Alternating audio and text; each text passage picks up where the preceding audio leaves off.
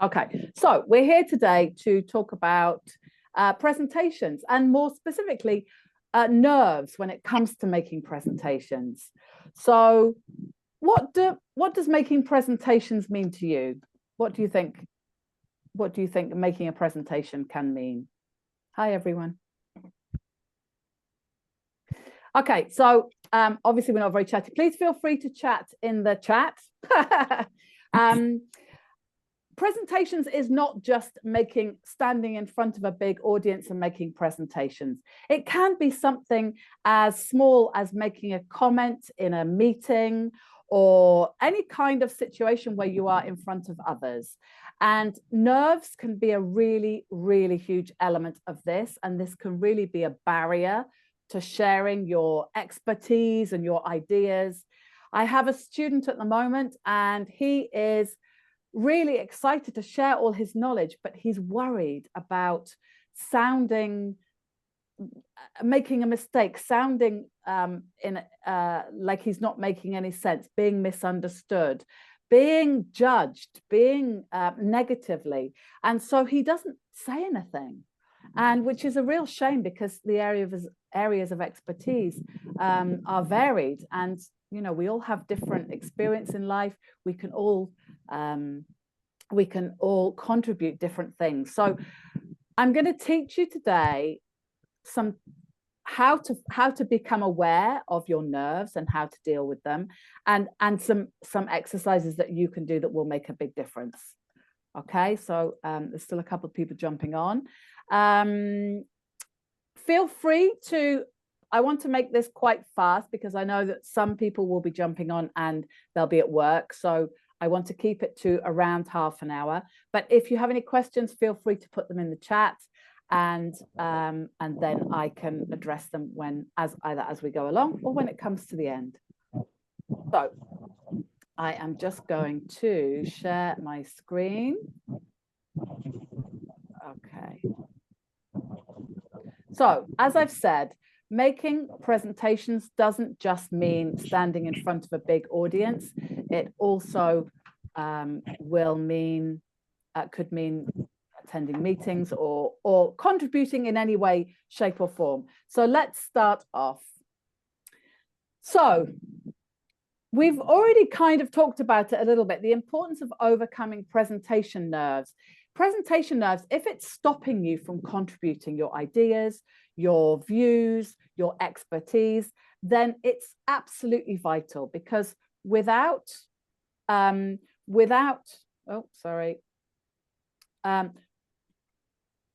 your ideas will definitely lead to other people's ideas, and it will be a big shame if you're not saying anything because you're worried about your nerves, because you're feeling scared to say anything. So we're going to talk about strategies that you can use, and we all know that overcoming these nerves can make a difference between sorry, I'm a bit distracted because there's lots of people jumping on. Right. Okay. Sorry, I'm just going to mute people. Right. So let's start.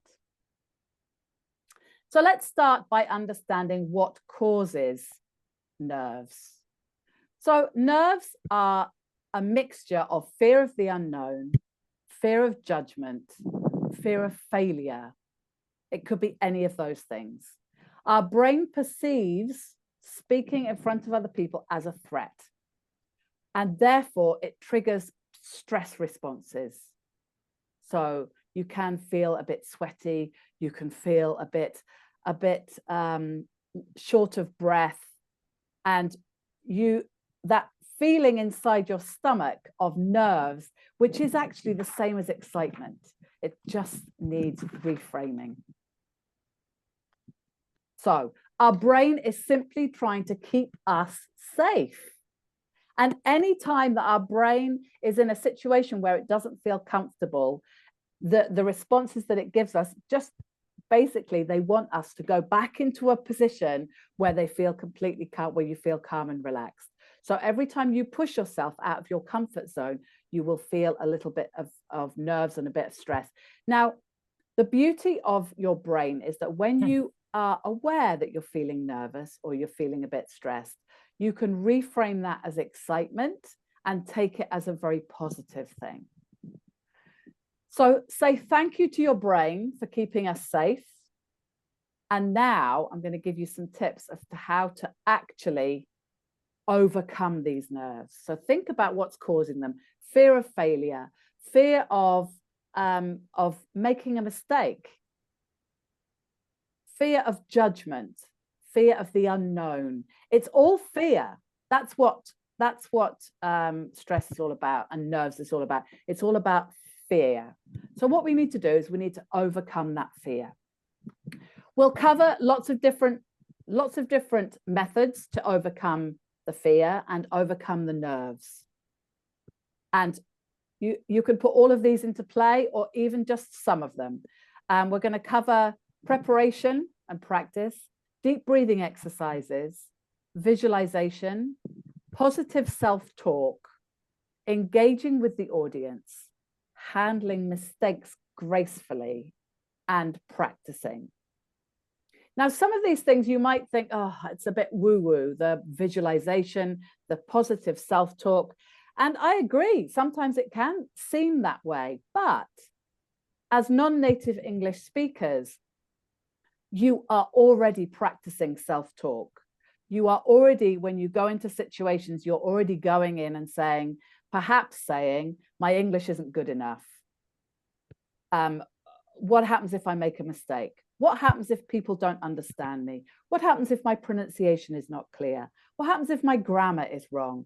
What happens if they judge me? So you're already doing the self-talk. What I want you to do is to move that round and turn it into a positive.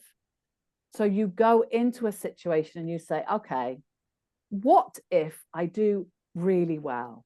What if people understand me?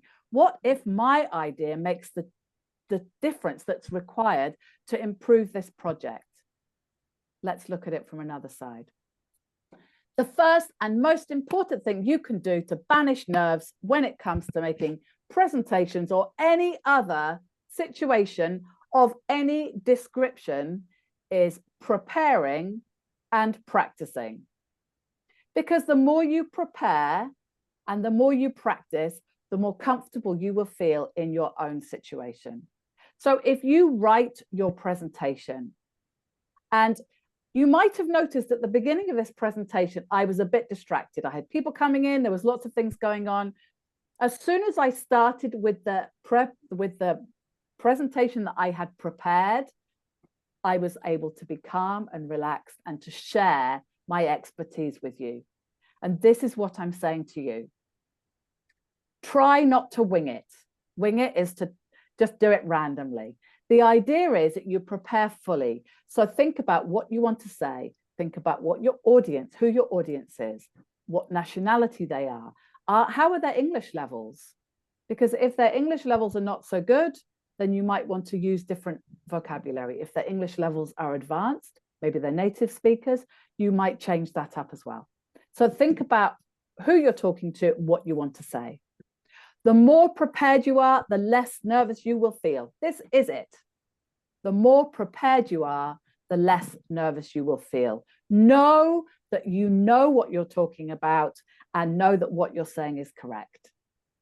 Practice it, prepare it, and practice it. Those of you who know me, those of you who know who have experienced my teaching in the past, you know this. I say this a lot.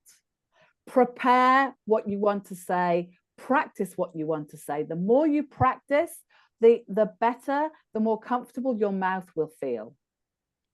When you're saying something for the first time, it feels a bit jerky and a bit nerve-wracking because your mouth is making sounds that is not normal for you because you're not a native English speaker. So the more you say it, the more comfortable it feels.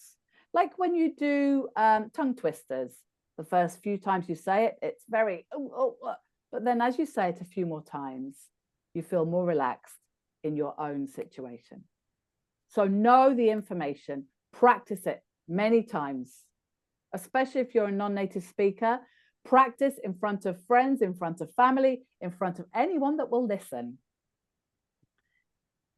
Another great practice to get into is to do it in front of colleagues that you trust, who can give you constructive feedback. But I use this carefully, because what you don't want is someone that's going to be negative and to give you negative feedback, because that won't do your nerves any good. So try and find someone specific that will help to give you constructive feedback. A teacher is an ideal person, someone that's not going to negatively judge you. If you have someone at work that maybe is a native speaker that can give you good feedback, fantastic. You don't want someone just criticizing you. You want constructive feedback. Create a checklist of key points. So what you don't want is to be sitting reading, because when you're reading, you're not engaging with anyone else. You're just sitting reading, and you might have no audience at all. And a lot of times when you're making a presentation to someone, you're looking for feedback from the audience as well. When you feel those nerves rising up, then breathe deeply. Oh, wait a minute. Breathe deeply. So just taking a deep breath in and a deep breath out will help you to really get rid of those nerves, because the nerves will make you breathe very shallowly. So very much on the surface. You take a couple of big, deep breaths and you will feel your body calming, your heart rate will start calming down. Okay, so breathe in for 4, hold, and then breathe out. And you will find that your breathing will regulate itself and the nerves will actually move on. Visualization is another great tool. If you sit and imagine yourself, oh my God, what happens if people don't understand me? What happens if they judge me? What happens if I pronounce it wrongly, or if I get the grammar wrong? Well, once you've prepared it correctly, visualize yourself doing it. So close your eyes, imagine yourself standing in front of an audience. Imagine them cheering and clapping at the end. By the way, when I finish this presentation, I would love it if you would cheer and clap, because, you know, that's maybe not on Zoom. But imagine yourself doing a successful presentation. Visualize the audience reacting positively. See yourself speaking confidently. This can boost your confidence before you go into any situation. And when you go in feeling confident, this automatically reduces anxiety. So preparation, practice, and then visualization. So imagine you're going to go in, you're going to do a fantastic job.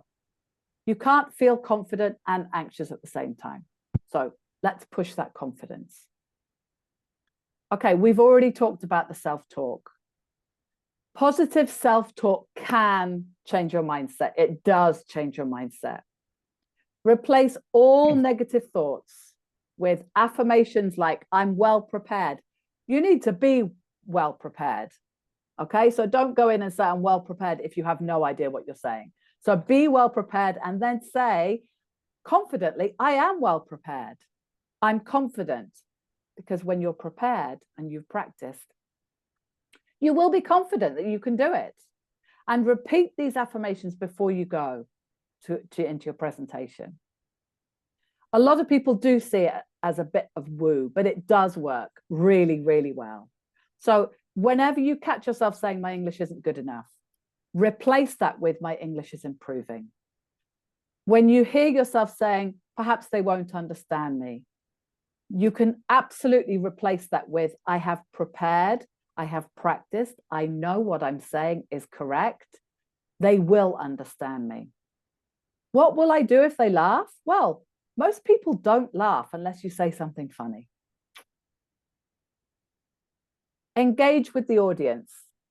If you have a chat with the audience, especially when you're in a presentation situation where it's a live one, as in when you're actually in a room with other people, connecting with your audience can make you feel more comfortable. They do say, imagine your audience naked. I completely disagree with that, because you don't want to be smiling and laughing about an audience that may or may not be naked. They might not be very attractive naked, for a start. So try not to let your mind be distracted in that way. But make eye contact, smile, engage with people by asking questions, encouraging participation. When you see positive reactions, your confidence will naturally increase. So find a friendly looking face. Do you know, engaging with the audience also can tell you whether people are listening, whether people are bored, are they leaning back, are they on their phones, are they making notes because you're saying really interesting information, are they leaning forward? These are all things that you can look at. These are all things that will make you feel more confident. Focus on the positive. If you make a mistake, mistakes happen. You saw me tripping over my words at the beginning of this presentation. Does it matter? Does it make my presentation or the information I'm giving any less valuable? No. So the key is to overcome them, move on. So if anything goes wrong, okay, you've already prepared and you've already practiced. You can just carry on with the next part.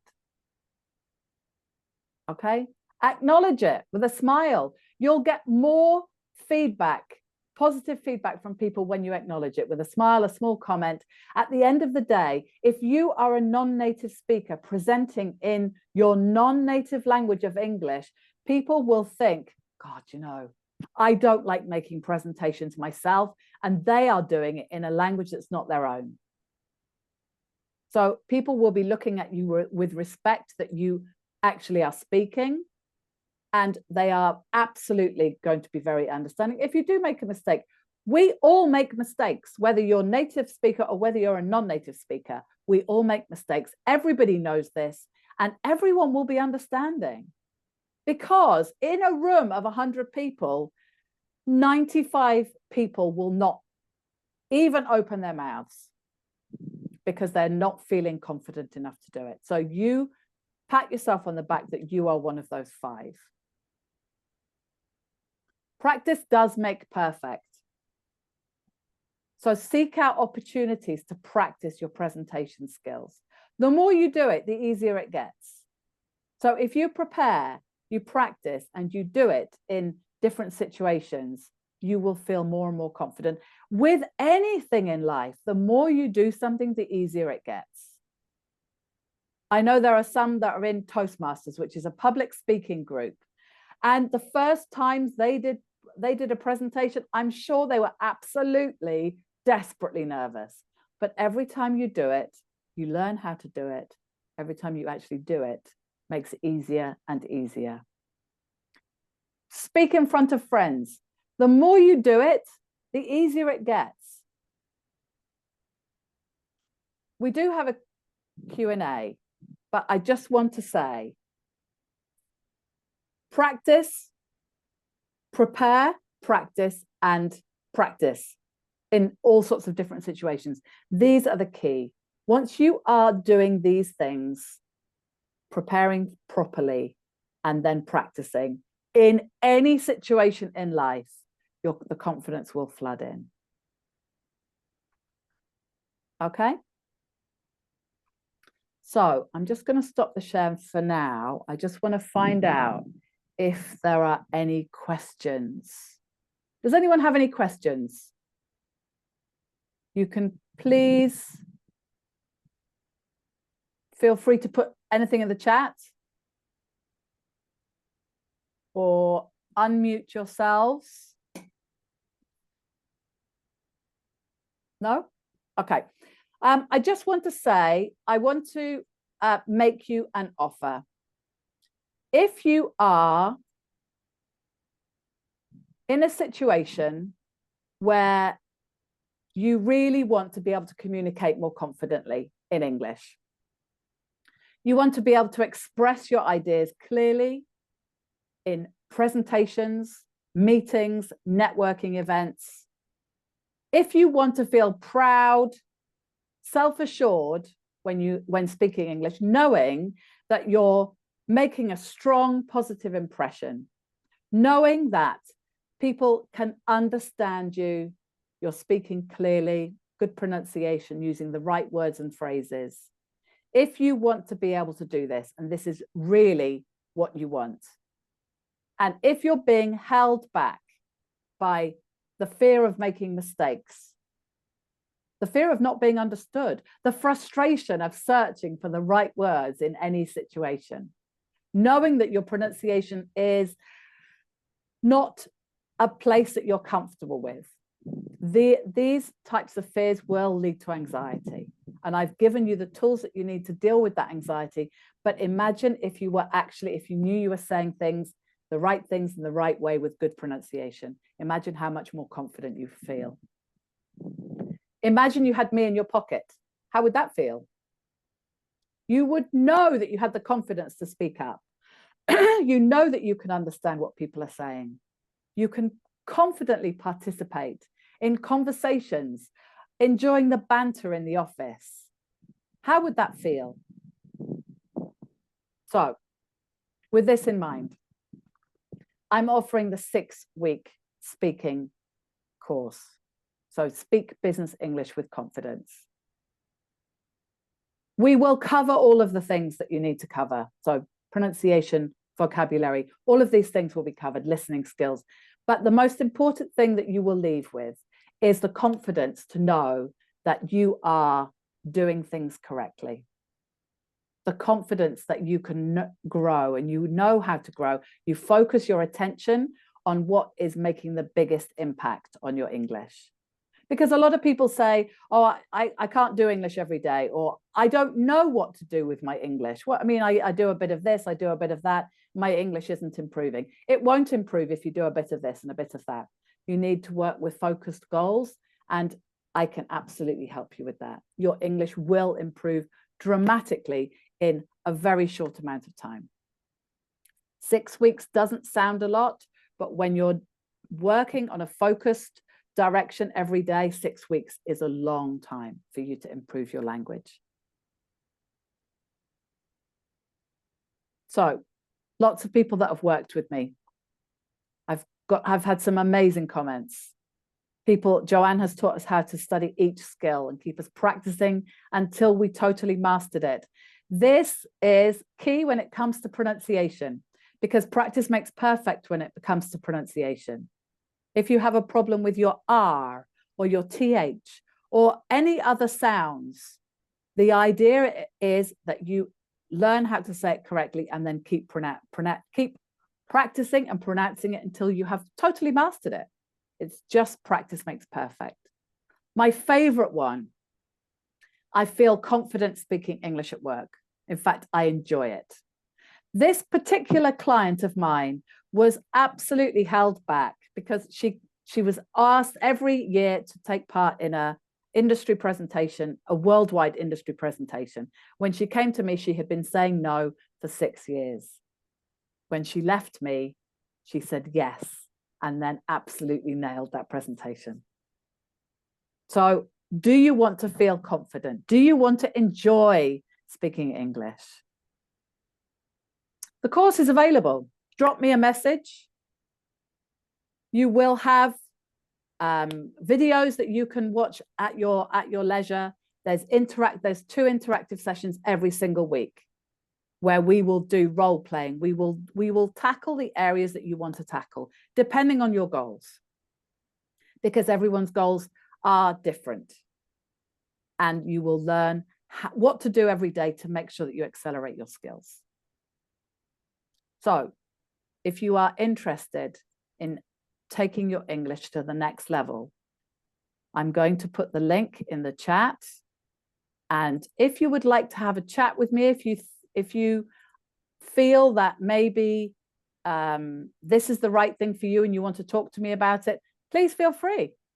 Just drop me a message and we can have a chat. Okay. So, has anyone got any questions? I see Rogero and Adita have been chatting.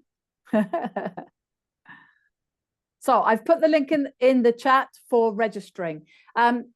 This is an ongoing course, but the price will be going up on the 21st of September. So if you want to jump in at this price, please do it now. Don't delay. And think about it. We're now in the middle of September. So by the end of October, you could be in a very different place with your English. So if English is holding you back, don't delay. Why would you delay? Because you're going to be in this position in 6 weeks' time, maybe in 6 months' time, unless you do something to change it. Free courses will help you to a degree, but there's nothing better than having a focused course that you can join. Okay. I told you it would be within half an hour. You can all cheer and wave. That would be amazing for me. Okay, does anyone have any questions about anything? I just want to say something, may I? Yes, please do. I mean, I'm I'm the member of the Toastmaster group in Poland. It's a Polish club of speakers. But actually, when I took part in the contest in English speaking, as a, it's not my native language, of course. So I realized that if I actually exercise it with the native speaker, my impact would be different, because then when I translate my Polish story to English, my impact is different than when I speak it in English. I should use other like wording or the order of the words, so to put the better impact. So I think it is very important also to have this confidence that you know how to use the language with the proper impact. So your speech is more like get the strength, and it's just better. So Absolutely. I do. I think it is very important, I guess. Yeah.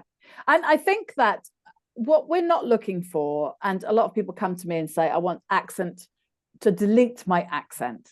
And I feel very strongly that our accent is all about who we are. It's all about our cultural identity. So why delete that? I do feel that some areas of pronunciation need to be balanced out when you're speaking English so that you can speak clearly. But I don't think that taking an accent away is important. However, saying things in a more impactful way you can't Google Translate a speech, because different ways that you say things, different phrases you may use will have less impact in your language or in English. So it's absolutely, vocabulary is really important. And listen, we all have an impact to make. Just please don't let language hold you back. You are all at a really good level of English. Now, are you ready to take it to the next level? This is the question. Anyone else? Rogero, it's unlike you not to say anything. Have you got anything you'd like? No, I was just listening because I agree with what Edita was saying. So, but I think that the real problem is not concerning what you have already prepared to say, but it's when you get away from what you have prepared to say, because sometimes you have just to answer to questions. Absolutely. That's or you wanted sometimes to say something more that comes to your mind in that precise moment. Yes. What happens that sometimes, so in that situation, I think that so things can be completely difficult sometimes just to afford. I totally agree. But first of all, when I teach presentation skills to my students, we include question and answer sessions as part of that. Because when you're making a presentation, a lot of times, if you know your audience, you will know what questions you're likely to be asked, and you can prepare those questions too. And once you're fully prepared, then if you have an extra idea that you've put in, first of all, you're quite likely to have thought about that as you're practicing and as you're preparing. But if you do want to add something extra, you're focusing on the something extra rather than everything. So being fully prepared allows you the brain space to add that extra comment, because that's all you're focusing on. You're not worrying about the whole thing. You're just worrying about little extras. But yeah, question and answer is a key area, and that is something that needs preparing as well. You can prepare as many questions as you like. And when you review back after you've made the presentation and dealt with the questions, you can then make a note of who asked what questions, so that next time you have the same audience. A lot of times when we're doing sales meetings and things like that, you'll have the same audience. you'll know what kind of questions they're going to ask. So you could just be more prepared in the future. There's also techniques I can give you that will help you to deflect questions. Like, I don't want to answer you fully right now, it will take too long, I will come back to you afterwards. Or I need to clarify some up-to-date information, I'll reach out and answer your question directly. So there's lots of deflection phrases that you can use. Okay, does anyone have any other questions? Yeah, may I ask a question? Yes, teacher? of course, please, Dalal.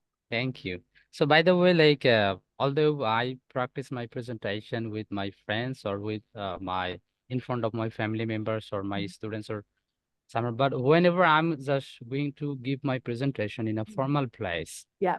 maybe in official text or something, like I'm gonna give my presentation. In that time, maybe I knew everything, I practiced many times, but subconsciously my mind tells maybe I'm making mistakes Yes. or maybe I'm speaking wrong something. Yes. So this kind of thinking comes in my mind. So exactly, this is exactly what Amna's saying. If you continue to feel, no, hold on, I think Amna's talking about if the boss feels negatively. Do you know what, Dalal? You're absolutely right. Those feelings of doubt may well continue. I've given you some techniques, but this is not a magic pill. This is not take this pill and all of a sudden you'll feel completely no nerves, whatever you do. This is a question of when you do it, you will feel nervous to start with. If you're fully prepared, you do your visualization and everything else, that will drop the nerves down, but probably not to zero to start with. But when you make a presentation the next time, you will feel more confident because you know that last time went well. Yeah. And also when you have completed a presentation, you review it. What went well? What didn't go well? What could I do better next time? What should I leave out next time? So I give you these questions to ask yourself at the end of every situation that you've put yourself in that's different. First yourself, pat on the back, great, I did it. Even if everything went wrong, still say, I did it, I achieved it. There will never be a first time again. So things can only improve from there on. And then you just have to do it. If you make a mistake, don't be hard on yourself. Just ask yourself those questions. Yeah, so this is a matter of practicing, isn't it? It is completely practicing and putting yourself in those positions. You can practice 1,000 times, but there will never be another situation where you're actually in front of someone. So this is why dealing with a coach or a teacher is really beneficial, because a teacher can give you feedback that will make you feel even more confident. Because I have to be honest, if you're only practicing in front of other non-native speakers, they will not be able to correct any phraseology. They probably won't correct your pronunciation because they're pronouncing it in the same way. So there are huge benefits to practicing with a teacher, with particularly a native speaker. But when you do it, pat on the back, you did it, ask yourself those questions. What went well? What didn't go so well? What should I do more of? What should I do less of? Every time, and write it down. Because when you come to do a similar presentation again, you want that feedback to be helping you to prepare and improve your previous presentation. So if you have a sales meeting every week, every month, make sure that every week, every month, you're getting better and better each time. Okay, Amna, if the boss continues to feel negative, how can I handle the situation? Your boss is negative towards you about your English. Can you just give me a little bit more information? Or your boss is negative? She answered, Jen. She answered that it's about presenting. Okay, but is your boss negative about you presenting? Because the only way that if your boss is negative about you presenting, then you just have to present better. So presenting better means better preparation, better practice, and that leads to better presenting. And the more you do it, the better you will get. And if you have a boss, to be honest, if you have a boss that's very negative about you and about what you're presenting, then, perhaps you should think about getting a different boss, because that kind of negativity is going to have a very bad impact on your life. Any other questions?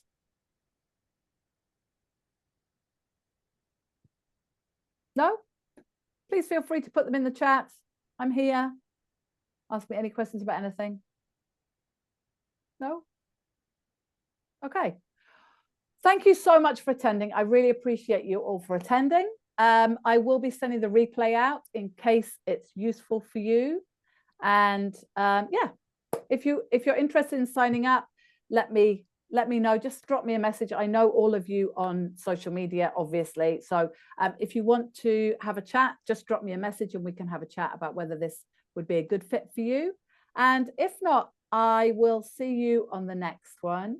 I'm looking to do one of these masterclasses every other week. If there's any subjects that you find would be very useful, please let me know. We're looking at doing something to do with strategic thinking next time. If there's any other subjects that you would be interested in finding out more about, then please just let me know. Meanwhile, today's Monday. I hope you have an amazing day. Is it Monday by the today? way, No, it's Tuesday today. Yeah. Yes, Jalal.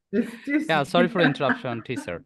By the way, like some of my students here, they sometimes ask me that how can they improve their pronunciation, and they sometimes search native speaker who can who can help them to improve their pronunciation. So by the way, do you have any pronunciation course so that I can recommend my students? I don't. Pronunciation is a big part of what we do in the 6-week course. So I would recommend that if you want to push people into that course, then that would be fine. We will also cover vocabulary and listening skills as well as speaking skills. Do you know the biggest practice I recommend for people to do if they're trying to reduce their pronunciation issues is to do shadowing work?